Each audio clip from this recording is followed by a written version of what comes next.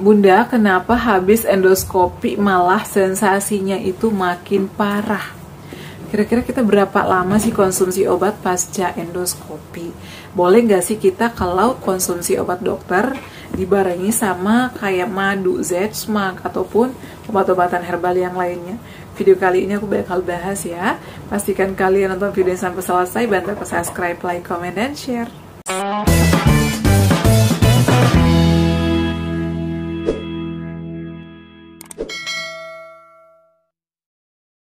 Assalamualaikum warahmatullahi wabarakatuh. Hai semuanya, kembali lagi di channel aku, Deva dan Bunda. Apa kabarnya teman-teman? Semoga sehat selalu ya. Malam ini aku nggak live ya, tadi aku kecapean banget. Ini aku udah ngantuk, tapi banyak sekali pertanyaan yang belum sempat aku jawab. Makanya aku akan jawab di video ini ya. Teman-teman, alhamdulillah, terima kasih banyak yang selalu setia nonton video-video aku, yang sudah subscribe juga, terima kasih. Semoga video-video aku makin bermanfaat untuk kurang banyak ya, karena tujuan utama aku adalah ingin memotivasi, ingin memberikan kalian semangat untuk bangkit dan tetap semangat menjalani hari-hari kalian dengan melawan berbagai sensasi asam lambung, GERD, anxiety, psikosomatis. Jadi teman-teman, asam lambung itu memang 1001 sensasi, tapi kita pasti bisa lalui. Ini hanya sementara. Teman-teman, jaga kesehatan, jaga pola makan, jaga pola pikir, dan istirahatnya yang cukup ya. Jadi kita harus tahu, sadar diri kalau kita itu adalah ada bawaan atau ada penyakit asam lambung. Asam lambung ini memang nggak bahaya. Kata dokter itu nggak bahaya, setiap orang itu punya asam lambung. Orang yang nggak punya asam lambung itu juga bahaya. Yang bikin kita bahaya itu adalah udah tahu ada asam lambung tapi tetap aja bandel, nggak mau kontrol makanan, masih bandel-bandel, kemudian konsumsi alkohol, ngerokok, makan sambal, dan lain sebagainya. Dan juga kalau misalnya kita udah mengetahui ada riwayat, ya harus disiplin ya. Atau kita mengetahui ini ada asam lambung, harus disiplin dari pola makan, dari pola pikirnya, kemudian juga istirahatnya yang cukup. Nah, di sini aku bakal bahas pertanyaan yang udah endoskopi. Jadi ada beberapa teman kita udah endoskopi. Bunda, dulu endoskopinya berapa lama sih? Karena informasi yang aku dapat saat ini tuh endoskopi hanya kurang lebih 5 menit. Kalau dulu aku ya, pada saat endoskopi itu di tahun 2021 sekitar 15 menit sampai 20 menit. Dokter itu akan dibantu sama beberapa perawat akan melakukan endoskopi ya. Jadi ada selang yang masuk melalui mulut kita, akan meneropong apa aja sih yang terjadi pada lambung kita. Dan alhamdulillahnya setelah endoskopi aku itu hasilnya ada peradangan di dinding lambung aku, disebabkan karena aku sering banget menunda-nunda makan. Kemudian kadang makan aku berlebihan dan juga nggak dikunyah halus. Yang membuat aku sulit sembuh pada saat itu adalah dari pikiran. Jadi aku tuh susah banget mengontrol pikiran ya, karena aku ada anxiety, kecemasan berlebih. Jadi ini juga adalah yang selalu menjadi permasalahan bagi teman-teman semua ya. Bunda, aku tuh udah mantang makanan bun, aku tuh udah istirahat yang cukup bun, tapi asam lambung aku tuh kambuh-kambuh terus bun, kenapa ya? Nah ternyata ini tuh adalah dari pikiran. Sama kayak aku dulu ya, aku itu udah bersih makanannya sampai aku ke ahli gizi. Apa aja nih yang harus aku konsumsi, apa aja yang harus aku hindari, dijelaskan sama ahli gizi. Tapi yang sulit banget aku lawan pada saat itu adalah pikiran. Aku selalu berperang nih di sini ya. Di hati aku tuh sama di pikiran tuh kadang bertolak belakang. Namanya perempuan kan biasanya pakai rasa ya. Dan aku itu dulu orangnya baperan. Apalagi ditambah suamiku sakit, anakku juga masih kecil, dan di musim COVID-19 itu ekonomi juga lagi sulit. Nah, di video kali ini aku bakal bahas pertanyaan atas nama Khalil RT. Nah, ini pertanyaan semalam ya di live aku yang belum aku bahas, aku capture dan aku bahas di sini. Bunda, waktu aslam apa konsumsi obat dokternya lama? Nah, teman-teman, jadi aku itu pemulihan dan di situ juga aku konsumsi obat kurang lebih 3 bulan. Jadi kata dokterku pemulihan itu harus tuntas. Bisa mau ikhtiar dengan obat herbal ataupun dibantu sama obat-obatan tradisional. Kalau aku pada saat itu konsumsi obat dokternya sekitar 3 bulan, dan karena aku ada gastritis, banyak banget gasnya di lambung, jadi aku itu disaranin untuk beli Nexium sama Fometa. Itu harganya lumayan ya, sekitar 400.000, dan di situ duit aku tuh lagi bener-bener aduh sulit-sulitnya ya musim COVID-19, karena ya penghasilan kita juga susah di situ. Tapi aku berusaha untuk membeli seadanya karena aku pengen sembuh.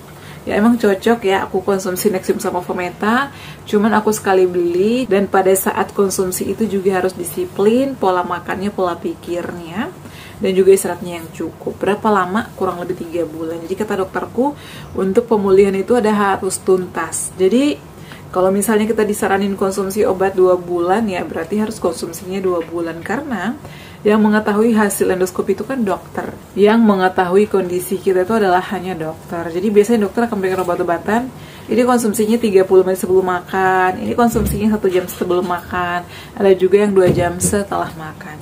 Jadi menurut aku ya diikutin aja. Kalaupun kalian pengen hitar dengan obat herbal atau dibantu sama tradisional, dikasih jeda aja 3 jam. Kalau aku sih pada saat itu fokusnya memang ke obat dokter, hanya sekali-sekali aja kadang konsumsi madu Z-Smax. Nah, madu Z-Smax aku itu yang kayak gini. Jadi kalau misalnya aku konsumsi obat dokternya pagi, biasanya kan sebelum sarapan ya, setengah 7 atau jam 7 sebelum sarapan, aku tuh konsumsi ininya biasanya jam 10. Tapi sebelum makan juga ya, kan jam 10 itu udah nggak makan ya, nggak makan yang berat-berat. Kalaupun mau makan ya ngemil, biskuit, oat, dan lain sebagainya. Jadi aku konsumsi ini tapi nggak tiap hari banget, karena memang aku pengen fokus sama obat dokter. Ini cuman menambah kayak imunitas kita. Kalau misalnya kita gampang capek, kalau misalnya kita masih terasa asam di mulut, masih suka kayak misalnya begahnya berlebih, aku minum ini karena ini cocok banget sama aku. Dan biasanya kita ngalamin bau mulut ya, aku tuh dulu kadang luar biasa banyak banget sensasi, karena asamnya itu kalau udah kembali ke esofagus itu nanti bakalan membuat gusi kita bengkak, sakit, merah-merah, gigi aku aja sampai keropos, dan membuat ya mulut kita kadang kayak bau gitu ya. Maaf, ini aku omongin diri aku sendiri karena aku share pengalaman aku. Dan hal apa yang aku lakukan kalau udah ngalamin itu, aku tuh rajin gosok gigi pakai pasta gigi kayak siwak ya. Prosodin siwak itu kan mengandung batu sauda. Kemudian klik, close up, aku cari yang aman. Kemudian setelah gosok gigi aku pakai kumur-kumur Listerine ya, dan sebelum gosok gigi aku pakai kumur air garam. Itu bagus ya, bisa mengatasi asam yang ada di mulut dan juga menghilangkan asam-asam. Biasanya kan kayak banyak banget lendir, tenggorokan itu kadang nggak enak. Kalau kita kumur-kumur air garam itu bisa membantu ya, lega banget di tenggorokan, dan lendir-lendir itu bakalan keluar. Tapi memang nggak instan, butuh waktu ya. Aku juga dulu sama kayak gitu. Kemudian ini ada pertanyaan atas nama Kak Alea. Halo Bunda, ini batang leher aku selalu tegang. Ke dokter, kolesterol normal, tapi baru bangun tidur tapak kaki sakit jalan. Nah, jadi teman-teman, kalau tegang itu sama, aku juga pernah ngalamin. Kenapa? Karena terlalu banyak sensasi asam lambung yang kita alami, membuat kita kadang stres, trauma sampai frustasi, karena banyak banget kalau sensasinya udah mulai muncul, pasti itu udah panik banget, dan itu membuat kita capek ya. Apalagi kalau misalnya kita sambil aktivitas capek, kurang tidur, kurang istirahat, banyak pikiran. Jadi caranya kalau misalnya kalian udah cek kolesterol, udah cek darah, semuanya normal Bun, tapi kenapa masih sering tegang? Aku ngalamin ini, ternyata kata dokter aku tuh kurang istirahat, terlalu tegang, pikiran aku terlalu banyak. Jadi disaranin sama dokterku rajin olahraga, terutama di pagi hari, jalan kaki, boleh pakai sepatu, boleh lepas sepatu. Jadi di aspal yang kerikil-kerikil itu enakan ya. Biasanya aku habis subuh makan tepung Garut dulu, kemudian aku keluar ya, minum air putih. Keluar rumah itu kadang nggak pakai sandal, kadang aku pakai sepatu dari rumah, tapi nyampe di lapangan aku buka ya. Karena ada tempat olahraga di dekat rumah aku itu yang ada batu-batu kecil, jadi kadang aku muter beberapa kali, kemudian aku relaksasi. Kemudian setelah itu aku atur pernafasan, karena pejuang asam lambung itu ya, biasanya itu kadang sering ngalamin ngap. Ngap ini karena produksi asam lambung kita naik ya, jadi itu naik ke dada sampai ke esofagus, membuat kita tuh sering capek, nafas nggak plong, ngap-ngapan. Jadi kalau kalian udah ngalamin hal ini, tenangkan pikiran, duduk, minum air putih, lalu tarik nafas ya, atau lakukan pernafasan diafragma. Caranya tahan, kemudian hembuskan melalui mulut secara perlahan-lahan. Itu namanya pernafasan diafragma. Aku biasanya lakuin itu sekitar 4-10 kali, senyamannya kita aja ya, agar nggak sering ngap. Kemudian selain olahraga juga kita wajib banget melakukan relaksasi agar badan kita tuh nggak terlalu tegang, otot-otot kita, urat-uratnya itu nggak tegang. Caranya, kalau aku itu biasanya habis mandi sore, mandinya pakai air hangat. Air hangat itu menurut aku lebih enak di badan, apalagi kalau misalnya kita tetesin dengan minyak kayu putih ya di air mandi kita, itu hangat-hangat, suam-suam kuku, itu kayak enakan ya. Apalagi kalau kita hirup uap minyak kayu putih itu kayak fresh banget ya. Dan itu membuat kita lebih adem pikirannya. Tenggorokan juga lebih enak, lebih plong. Nah, kemudian setelah mandi lakukan relaksasi ya, tapi makan dulu, biasanya aku ngemil dulu. Relaksasi, dengerin musik-musik relaksasi itu ada banyak di YouTube. Jadi kalian bisa ikutin sambil gerakannya. Putar YouTube, bisa di laptop, PC atau di handphone, ikutin gerakannya. Aku tuh kadang sambil ikutin gerakannya. Jadi pikiran aku tuh terbawa sama alunan musik relaksasi. Jadi yang tadinya tegang menjadi nggak tegang atau jadi berkurang. Kemudian jangan begadang juga. Kemudian konsumsi air putih, bisa dibantu konsumsi vitamin kayak B kompleks, B12, itu bagus ya, ataupun neurobion. Kalau aku dulu diizinkan ya sama dokterku untuk konsumsi neurobion karena dulu aku sering kebas karena peredaran aku nggak lancar. Kayak gitu ya kakak, dan jangan kebanyakan pikiran, harus dibebasin aja, gak usah banyak pikiran. Pikiran itu akan membuat kita sulit sembuh dan akan membuat kita makin stres. Jadi gak usah dipikirin ya. Bun mau nanya lagi, kalau ngap gimana cara ngatasinya? Sama ya kayak tadi, jadi tenangkan pikiran, minum air putih, kemudian lakukan pernafasan diafragma. Tahan, hembuskan melalui mulut secara perlahan. Kemudian kalau masih ngap ini, hindari makan pantangannya kayak cabai. Selain itu juga yang gurih, tepung-tepungan juga dihindari ya. Harus atur pola makan. Kalau bisa perbanyak konsumsi yang rebus-rebusan dulu. Kemudian ini ada atas nama Kadar Majulita.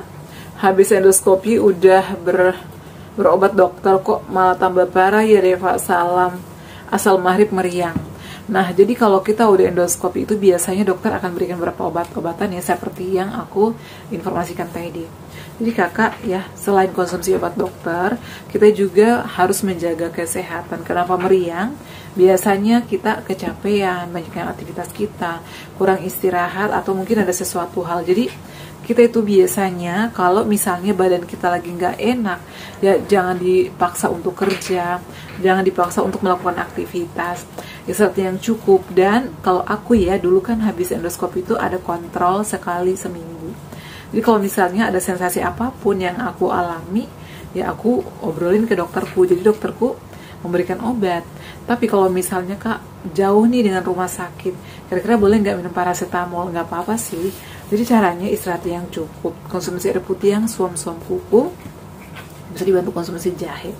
Kalau ada paracetamol boleh dikonsumsi, tapi setelah makan, habis itu tidur, istirahat yang cukup ya. Biasanya kalau aku udah lakuin itu tuh pasti bangunnya itu langsung kayak keringatan, enakan badannya. Tapi kalau misalnya nggak ada perubahan juga, saran aku konsultasikan ke dokter ya. Kemudian ini ada Kasri Hasan, alhamdulillah dia udah sembuh dari asam lambung berkat tips-tips aku ya, dan juga motivator-motivator yang lainnya. Jadi kami itu ya menjadi motivator karena udah ada pengalaman, jadi memberikan tips-tips seperti yang kami lakukan selama ini. Dan menurut aku setiap motivator, setiap orang yang udah sembuh, cara sembuhnya itu berbeda-beda ya. Ada yang konsumsi obat dokter, ada yang herbal, ada yang tradisional, ada dengan cara-cara tertentu. Jadi menurut aku beda-beda, jadi jangan banding-bandingkan ya motivator si A, si B, si C, ataupun jangan banding-bandingkan diri kamu dengan si A, si B, si C, karena beda. Kondisi tiap orang itu ya beda-beda.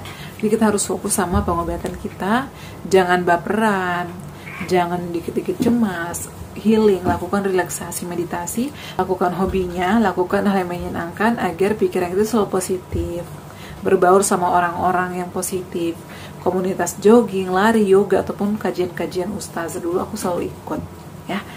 Oke ya, semoga menjawab pertanyaan kalian. Buat yang belum terjawab, nanti aku akan live mungkin insya Allah besok.